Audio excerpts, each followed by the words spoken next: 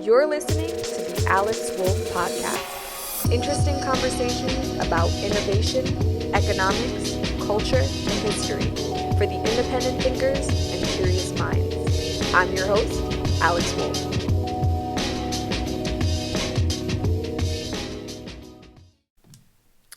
All right, we're back with another episode, and today I'm going to be talking about entertainment and sort of how I went from resenting it to appreciating it on a whole different level.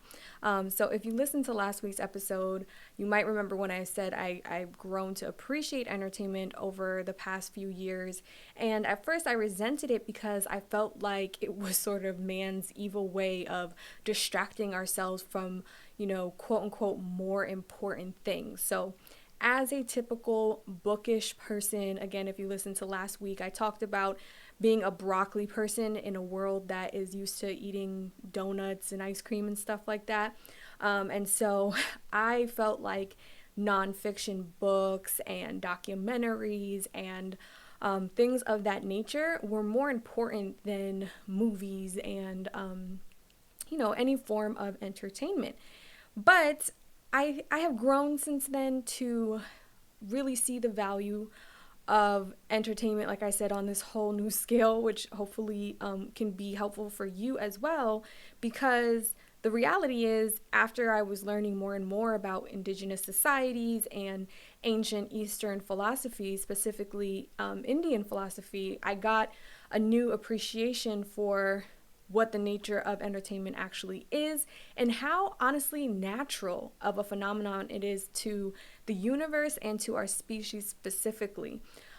So the hopes of this episode is to sort of reveal and redefine entertainment from maybe what you typically think about when you hear it, which might be like trashy TV shows or like cheap pop music that you want to like turn off the radio when you hear it.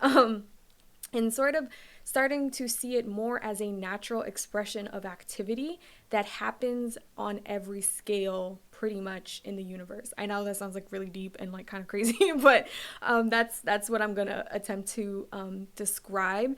And honestly, I think the reason why this perspective might be helpful for you is because if you are a broccoli person like me, you can kind of replace your resentment that you might be having for entertainment and see the beauty in it. And I think it does help serious sort of academic broccoli types like myself kind of lighten up. And it also inspires us about creative ways to use entertainment as a medium of expression or getting your message out there. Because again, as I was explaining last week, it is so important that if you really do care about getting some kind of message out there, that you know what media climate we're in so that it doesn't get completely ignored. And yeah, that's what I'm going to talk about today. And I want us to start off with envisioning like what entertainment means to you now. And like we can just start with like the Hollywood sign and like the hellhole of LA, no offense to my LAers. But LA and just the energy there of so many people really, really desperate to be a star. Now, we're going to go from that and we're going to zoom all the way out and picture a yin-yang symbol. So I'm sure you've seen a yin-yang symbol before. I'm not really going to explain it because I'm going to guess you probably already know what I'm talking about. It's the white and the black circle with the holes and kind of looks like fish. You should know. So most people interpret the yin-yang symbol as a sign of good and bad, but in a way it is, but I also think it's so much more broader than that, and it is. It's not just what I think, it's what it is. And so the yin and yang energies represent all opposite forces in the universe. So obviously black and white, light and dark, moon and sun, man and woman, dry and wet, hot and cold. I mean, there's like literally millions of different polar forces that have relationships with each other. And so the yin and yang symbol represent those two forces. But when most people see yin and yang as just good and bad, they think of those two forces as fighting. And of course, when you perceive them as fighting, you want good to win. But the idea of perceiving the forces as fighting is a very Western point of view. Okay, it's a very Western point of view because Western ideals and religions are based on eradicating all negative or unwanted things. So things like death, sickness, poverty, and there's no doubt those things are negative and unwanted. And so Western technology and ideology is deeply based on how to try to get rid of these negative things or how to solve sort of how to, get rid of these unwanted bad things. And I think, you can look back in history and it started with, and it's still going, but it started with wanting to get rid of the fundamental ideas of death, sickness, and poverty, but it's now evolved even past that where we're trying to get rid of super minor inconveniences that are relatively speaking to those more dramatic ones, like, having to talk to your Uber driver or having a long-term relationship or managing your cash. Like, we have technology that is really designed so that you can have, they're trying to get rid of any like minor inconvenience that you might experience living your life. That is a very Western ideology. I mean, I fall for it for myself. Like, if my garage door doesn't open properly, it's like, ugh, that's so like not civilized according to the sort of culture we've built. So we're all just about like, how can I have a painless experience of life? And so we've been on that conquest of trying to build tech to get rid of all the unwanted things because, again, Western philosophy thinks it's the right thing to do. It's something that is definitely even seen as something that's possible, that, if we just got really smart and we just use technology, we could really get rid of everything bad in the world. Now, part of why I got into tech philosophy is because I don't think that is a responsible way to create a culture, clearly, because I think that the road to hell is paved with good intentions. And if you don't understand the nature of the universe, or if you think that you have to get rid of every bad thing in order to, have a meaningful life, then it's going to have all types of destructive consequences. So in ancient Eastern philosophy, they generally see opposing forces not as fighting, but more as playing, okay, which can look similar to fighting, right? But as you know, the energy of playing and fighting is very different, even play fighting, right? It's different because it's not serious and there's no hard feelings at the end, right? So the best way to see this is with sports. And yes, there are some aggressive people that fight over sports. That's definitely a thing. But for the most part, out of all the millions of people who love sports, what do? We root for our teams in a passionate way. We're cheering, we're hoping our team wins, we're holding our breath, we're grabbing our seat. And whoever wins. But when the game is done, what do? People go home and they go on with their lives and they maybe, look forward to the next game. So that is the best sort of analogy I can give for the Eastern philosophy view of opposing forces. And what does all of this have to do with entertainment? Why am I bringing this up? Well, it's because when you see opposing forces as playing instead of fighting, you actually tap into the essence of what entertainment actually is, which is this expression of tension, right, that creates drama. So when I say tension, I just mean the actual, those two forces colliding in a way that creates tension. And again, that tension is what creates drama. Now, I'm not talking about, the draining person in your life who's dramatic, right? That technically applies, but I'm talking more about like the essence of the fundamental like nature of drama. And the definition of drama is an exciting, emotional, or unexpected series of events or set of circumstances. right? It's drama, right? It's kind of being put in a position where you don't really know what's going to happen at the end. That's what makes sports good. That's what makes movies good. And so in ancient Indian philosophy, they perceive life not as a fight with whatever opposing force is going on or unwanted force, but as a drama. They see those forces as playing. So, and according to that perspective, the essence of life is to live out this dramatic, adventurous ride while knowing at the end it's a game. Okay, so it's the foundation for how the premise of The Matrix came to be, like the movie. Everybody loves The Matrix, right? It's a very like easy, accessible pop culture reference. And again, in ancient Indian philosophy, they know all about the matrix, right? That's where that comes from. And in fact, the root for the word matrix is a Sanskrit word called Maya, which means, mother of illusion. It has a lot of different meanings, but for the most part, it means this like illusion. And Maya is also the root word for many other words that have to deal with what I see as sort of like nets or lines that preoccupy our eye. So, for example, math or matter, again, matrix, these are all stemmed from Maya.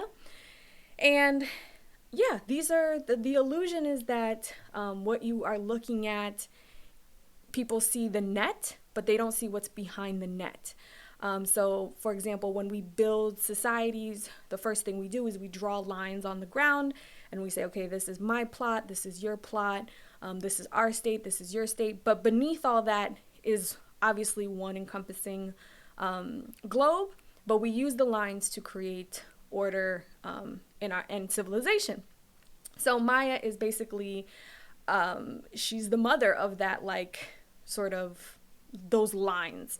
And again, in math is all about throwing lines on top of all of the things that are hard to measure so that we can actually get accurate ways of measuring, things that are hard to measure.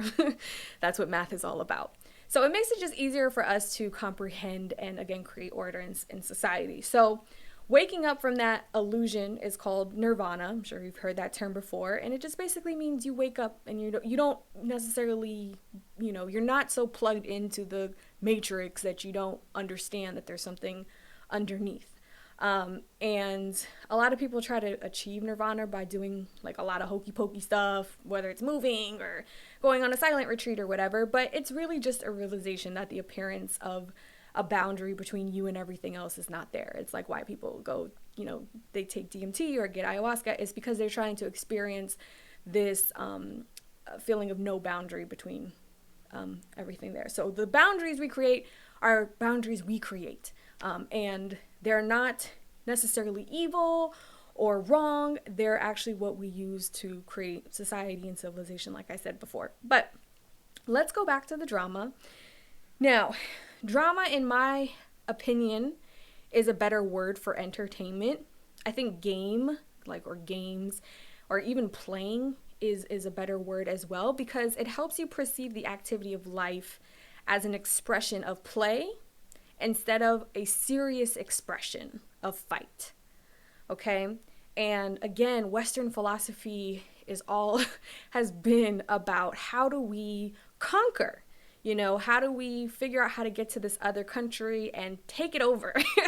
Or it's always been about how do we win this game? And it's about winning the game more than it is about playing the game.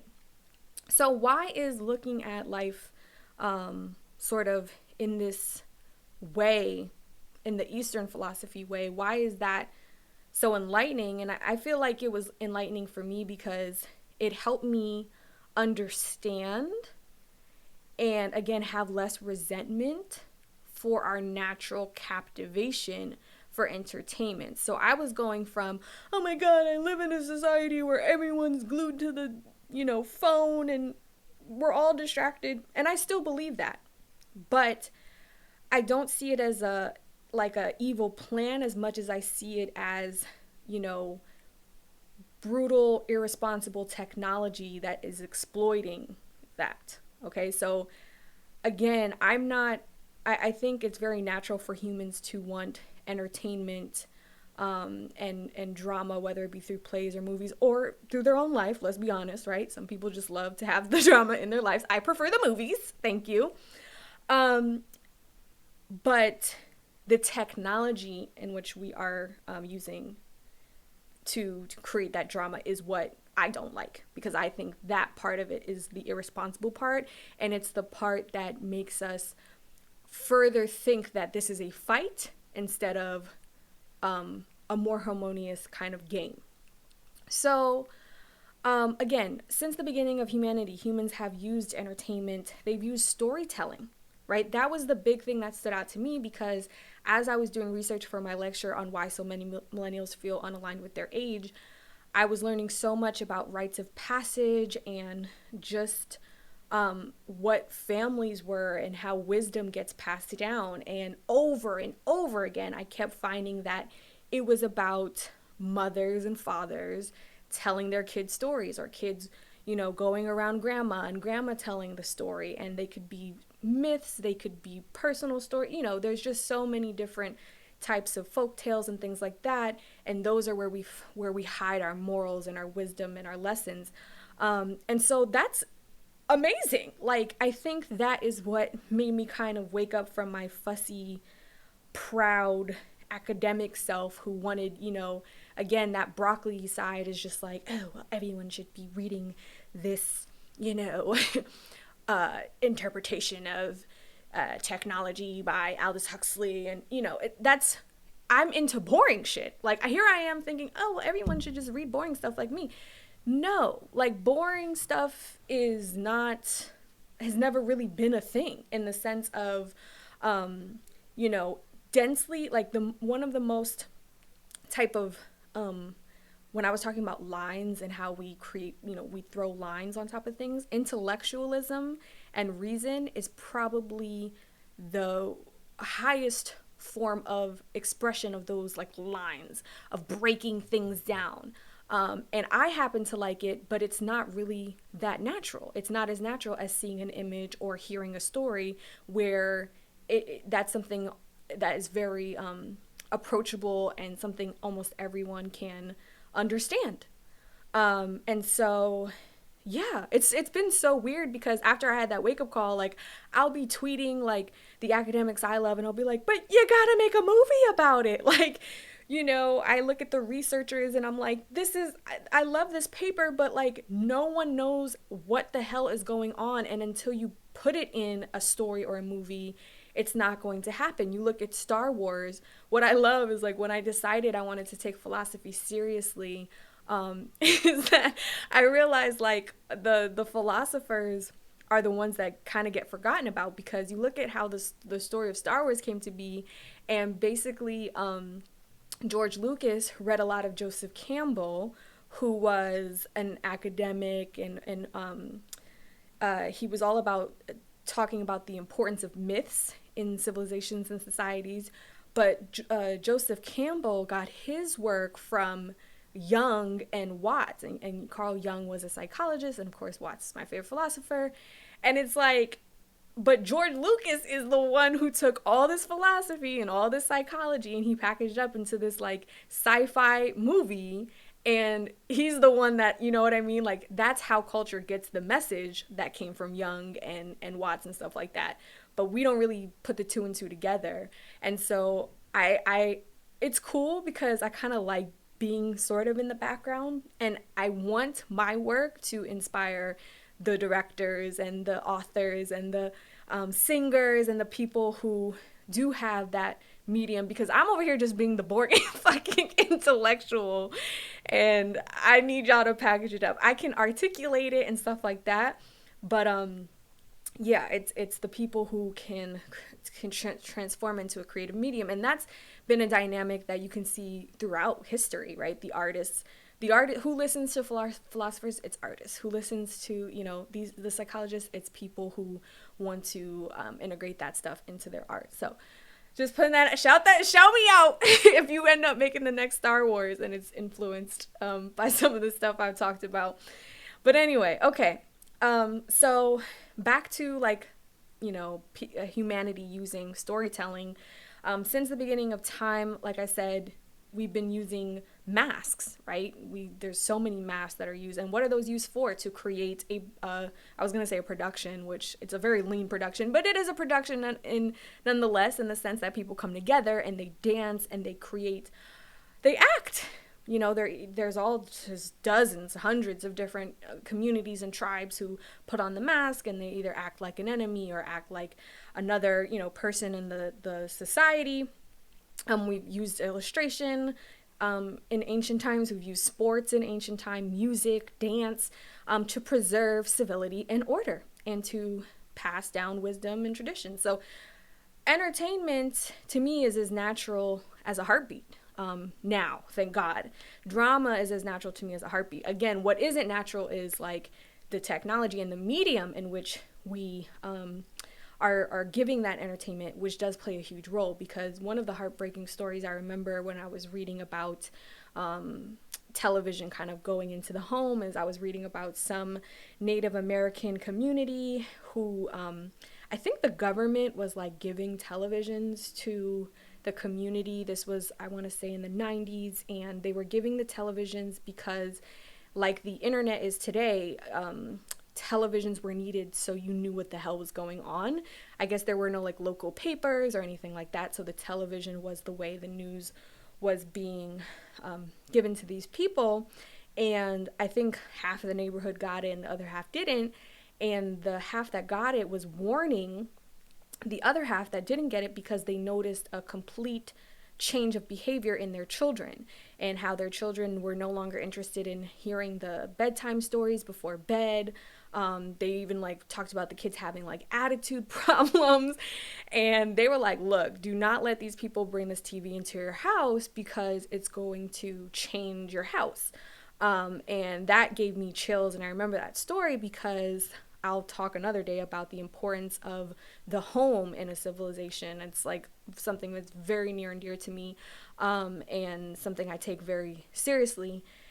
And that's why, a technology that is replacing how stories and entertainment is being displayed in your home or in your life have a huge impact and influence, obviously, right? So that's more what I have the beef with than the entertainment itself. And I'm so happy because, like I said, I didn't want to resent entertainment. I mean, there's nothing that makes you feel more isolated in this country than being the one who's like, eh.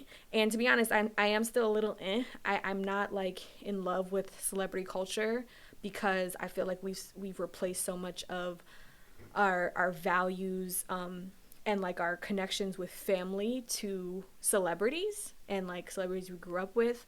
Like even like this Halloween, Halloween has changed so much from like dressing as a scary person to like dressing up as like your favorite rapper growing up, or like not even dressing up as, but replicating a literal visual production that they did. I'm like, oh, this is so fucking millennial and celebrity-ish.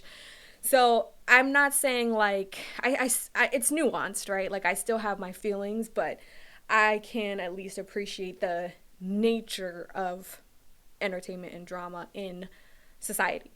So yeah, I wanted to go back to the fact that I do see it as natural as a heartbeat, and I think the main difference is that most of us have forgotten the art of the game is in playing, right? And we think it's in winning.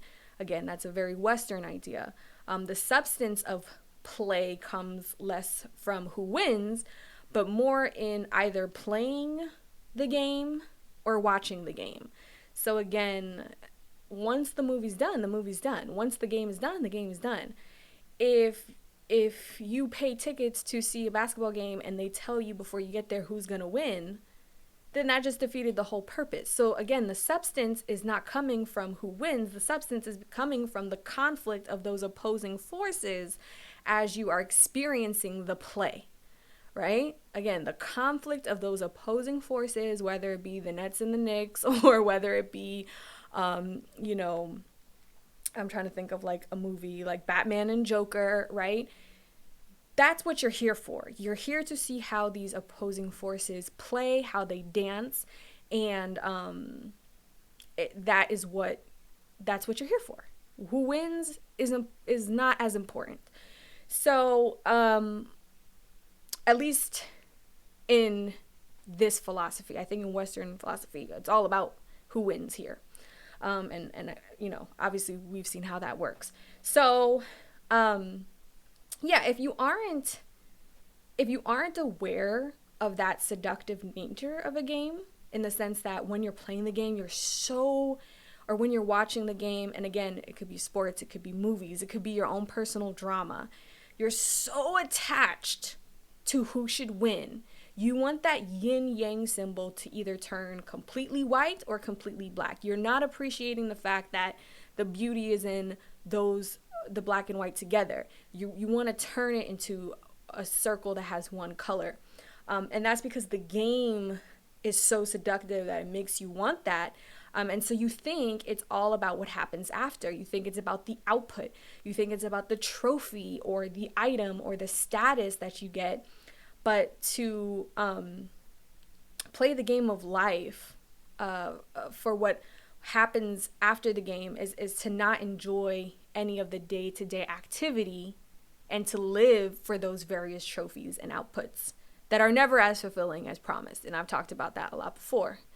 Alan Watts has a lecture when he says something like, the reward for going to school to speak French should be to learn how to speak French and talk to French people and watch French movies. And that should be the reward. But when school started making everything about, the trophy, the degree, the honor, then it was less about enjoying learning French as the reward and having the paper on your wall as the reward. And so the reward, again, is in the playing itself. And in this case, the playing would be the challenge of learning French and using French to add meaning to your life. So, yeah. Anyway, I think I really started to absorb how natural drama and play is. This was a few years ago. And for me, I'm really into seeing the same pattern play out on every different scale of life.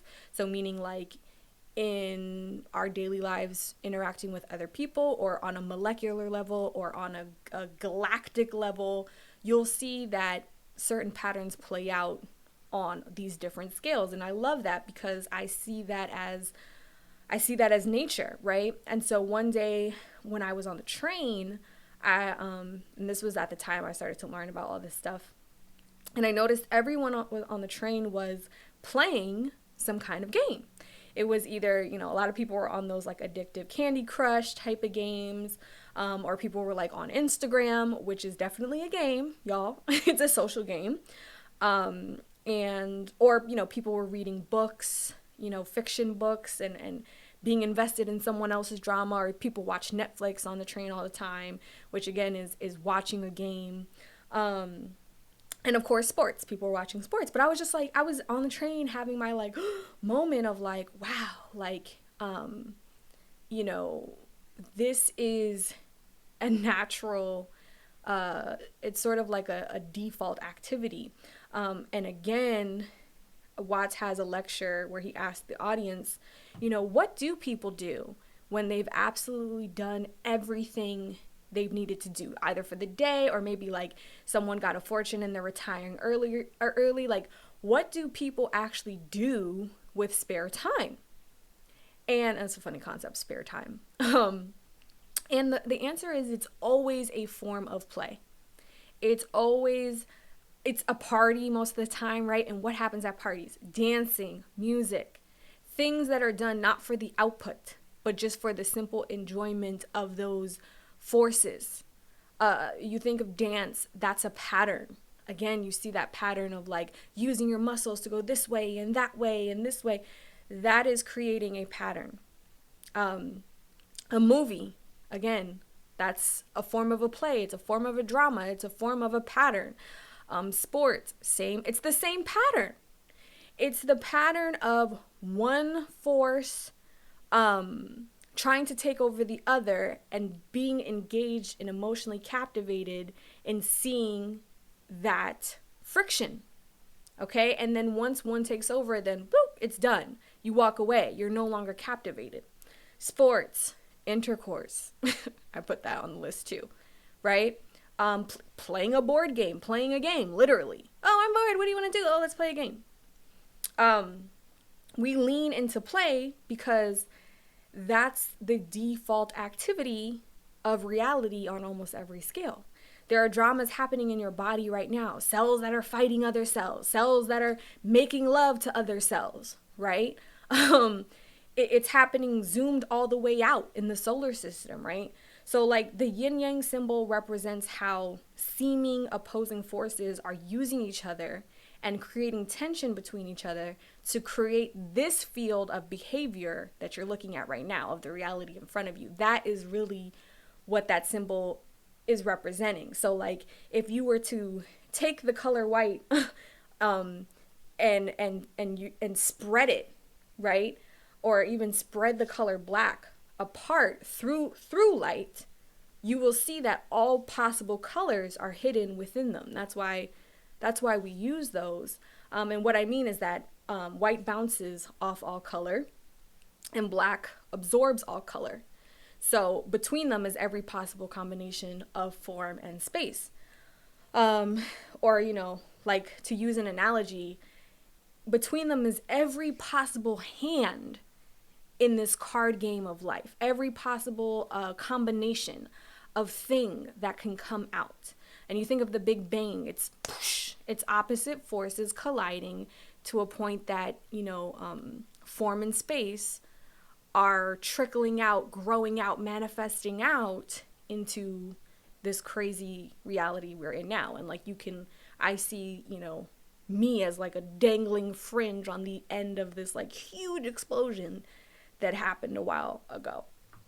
So, ancient Indian philosophy, as well as many others, right, appreciate any random play, right? Every random card, every random hand in this combination, and understand this tension as the quote unquote point of life.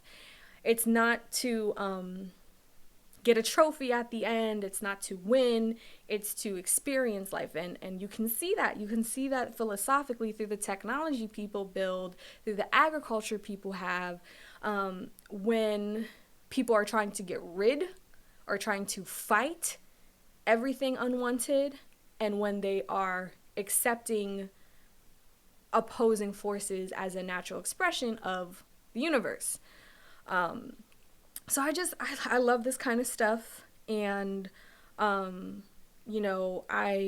gives me a really fond appreciation for people who create dramas, artful dramas, whether it be a movie, whether it be a song, and it makes me appreciate people who make sad things and do make dramatic expressions of unwanted feelings and scenarios, because those are very therapeutic in dealing with unwanted scenarios. We all know that the first step of recovery is acknowledging the issue. And we live in a culture that is very much, I guess we acknowledge the issue, but we think that it is something that needs to be deleted or something. And I just find that to be very barbaric, to be quite honest. And I think that another striking theme that kept coming up when I was learning about these rites of passage in all these different societies is that they were basically trying to come up with some type of ceremony or ritual that would get a child to understand that being an adult means you have to deal with those opposing forces. You have to deal with good and you have to deal with bad. And that basically life ain't all roses. Most of these rites of passage were basically about scaring the shit out of these kids and saying, hey, yeah, you're an adult now and shit gets real and there's going to be a lot of scary stuff. There's death, there's mourning, there's disease. And yeah, we'll try our best to keep it low, but I want you to know now that this is what happens in life so that you feel prepared for it. And a big theme of why I theorize why many millennials don't feel aligned with their age is because we were not prepared culturally for the responsibilities and sobering realities of adulthood. So I'll link to that here. And, obviously this year I think has been a big example of that, undeniable example of that. And yeah, I hope this was clarifying. I hope this gave you an appreciation for the role of entertainment. If you see me flaunting the yin yang symbol, I found like an Instagram filter that puts the yin yang on my face, and I love it because that's always what I'm thinking about in the background. And again, this philosophy is not for the faint of heart, in the sense that it embraces this idea that unwanted things happen, and there are some philosophies and beliefs that just don't want to acknowledge that, and that's fine. But it just, again, I say all this stuff because that was not working for me. Because I'm like, wait, hold up, y'all saying nothing bad happens, but bad stuff is happening. And my personality type deals better with embracing reality and being actually prepared for challenging times, because I feel like it gives me strength.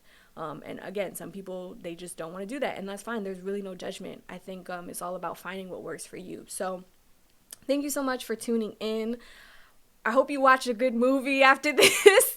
Oh, one last thing I'll say is this is also why I love comedians. I see comedians as the most enlightened form of art, in my opinion, an artist, because comedians, and even again, in a lot of these myths, and you'll see in these indigenous tribes and civilizations, the comedian or the trickster or the joker is this representation that wants to lift the matrix, right? It wants to lift the net. So just as a reminder to find laughter in things that seem very serious. And again, that's not for everybody. It's deep shit. But the Joker is like, it's the one that's like, they're lifting it up. There's a sticker and they're kind of like lifting it up with their nail, and they're just kind of like, ha ha ha, like I can show you and I can handle both sides of this. And I think that's what makes comedians so great. I've been watching Comedians in Cars on Netflix. I love Seinfeld. I think he's a very Zen focused comedian. Like, he has this very like ordinary, like just it's very simple, right? His comedy is very simple and ordinary, and it definitely is all about how life is a pain in the ass. And he talks about this like Porsche he's driving, and he's like, yeah, it's a lot of maintenance and it's a lot of this and it's a pain in the ass, but he goes, life is a pain in the ass too, right? But it's worth it. So again, I do better with that kind of stuff than like, life is always amazing and we can make it amazing together through this. I'm like, it's not for me. And I love that kind of, I think comedians in general are very realist people. And I get along with realist people because I freak the dreamers out, y'all. I don't know what to tell you. I freak the dreamers out. I love the dreamers. We need y'all too, but people be looking at me like, damn girl, you're depressing. I'm like, I feel great. I feel, I feel like, super inspired by life. So whatever, to each his own. So thank you. Hope you have a great rest of your day, and looking forward to your feedback on Twitter. I'm very, very grateful, y'all, for the feedback and the listens, and very honored to be a part of your day. So yeah, say hi to me on Instagram or Twitter, and we'll talk soon. Bye. Thank you for listening to the Alex Wolf Podcast. If you enjoyed this episode, please leave a review. And if you aren't already, make sure you're subscribed to this podcast on Apple, Spotify, or wherever you listen to your podcasts.